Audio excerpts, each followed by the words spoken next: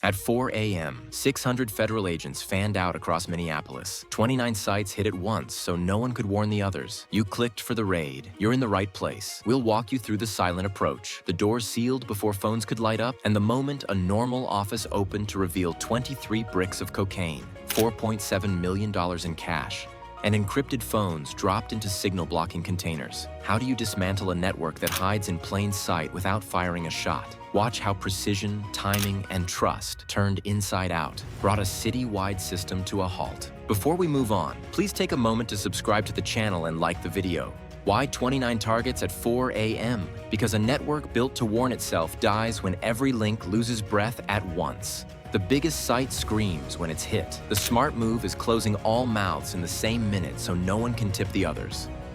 Map it. Apartments near Cedar Riverside, a storage unit outside the Beltway, a basement office over a check cashing spot, a strip mall suite with a fake logistics sign, each address tied by shared couriers, overlapping phone contacts, and bank transfers that bounce between the same three institutions. An alert from any node could move cash, wipe chats, or burn stash rooms before backup arrives. A single text needs seconds to travel. One missed door gives the rest a head start, so the radios go quiet. No open chatter, no open mics. Teams run pre-briefed time blocks down to the half-minute. Hand signals carry from curb to stoop. Headlights flash once for position, twice for set. Engines stagger their arrival by a block to keep microphones from triangulating a pattern. Convoys break apart 2 blocks out. Drivers cut down side streets and hold. At T-90, vests go on. At T-15, phones go off. At 0, they move. Unmarked SUVs roll up in pairs and trios. The outer cordon slides into place first. Patrol cars without sirens, plain sedans on cross streets, a van at the alley mouth. They shut down through traffic and watch for runners. Inside that ring, the entry teams stack on primary and secondary doors. One team covers a steel-reinforced front. Another owns a rear porch and the basement bulkhead. A third holds the hallway in case a neighbor wakes up and reaches for a phone. Seal before signal starts the second boots hit concrete. First operator at the threshold becomes a human doorstop. Shoulder in, foot wedged. Second drops to the router shelf and pulls power. Third scans for lookouts. Window corners, fire escape, that guy who never sleeps in the corner unit. Fourth goes for live phones. Screens up, face down into Faraday sleeves before the lock screens roll or remote wipe kicks in.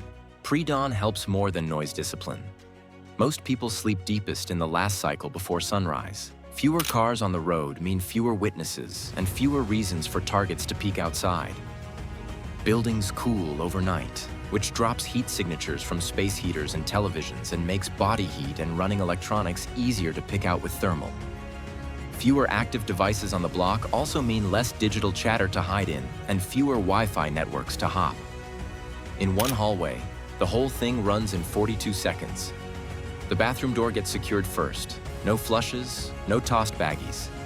The rear stairwell is pinned by a shield and a knee on the tread. Someone pulls the router and unplugs a backup hotspot tucked behind a plant. A phone on the coffee table buzzes, then dies into a sleeve.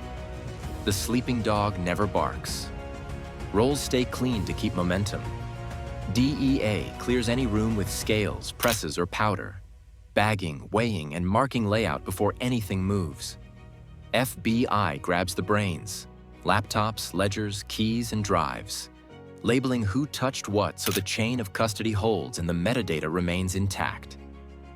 ICE tracks movement nodes, IDS, travel docs, warehouse leases, vehicle histories, any paper or app that maps bodies to routes and routes to borders. Each slice keeps the others from stepping on evidence or burning time. The payoff is immediate. The early warning chain never lights. No mass text, no dump run. 29 doors seal in the same minute, and the spine of the system loses command. With the city pinned, one address draws eyes. A quiet office that works hard to look dull while moving weight and money without a whisper. How does a political office hide a drug pipeline in plain sight? Start with a place that looks like it runs on coffee and clipboards. The front room holds framed posters, a calendar with canvassing dates, and a locked safe that screams paperwork, not product. desks with cable grommets, a printer that still smells like fresh toner, and a plastic bin of lanyards on a shelf. Fluorescent lights hum.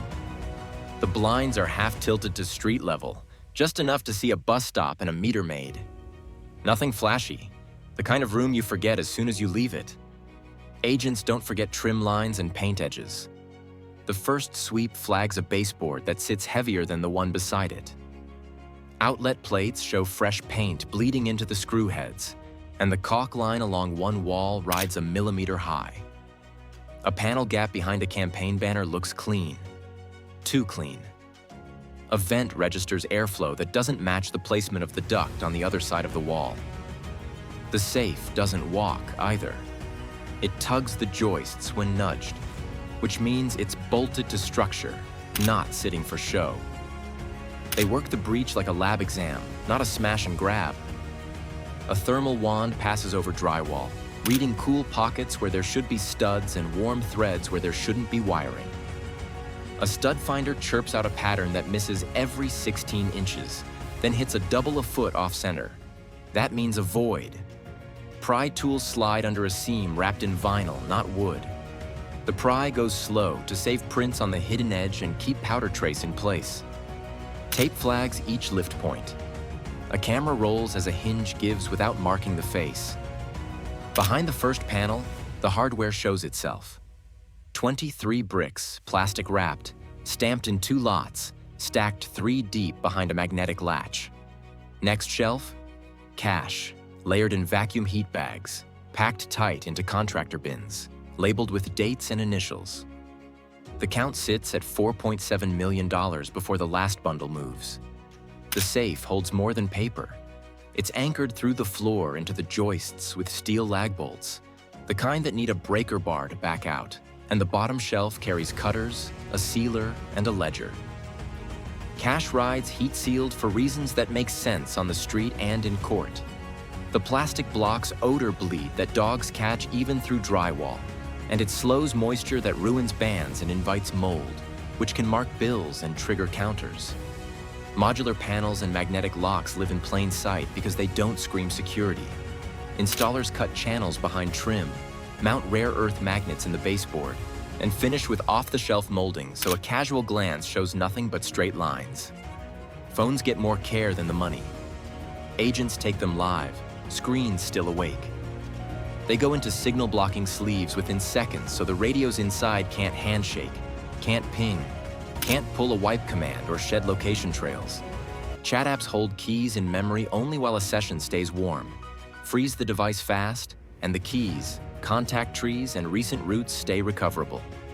A second team inventories SIMs, eSIM profiles, and messenger clones taped under a desk, each tied to a different slice of the network.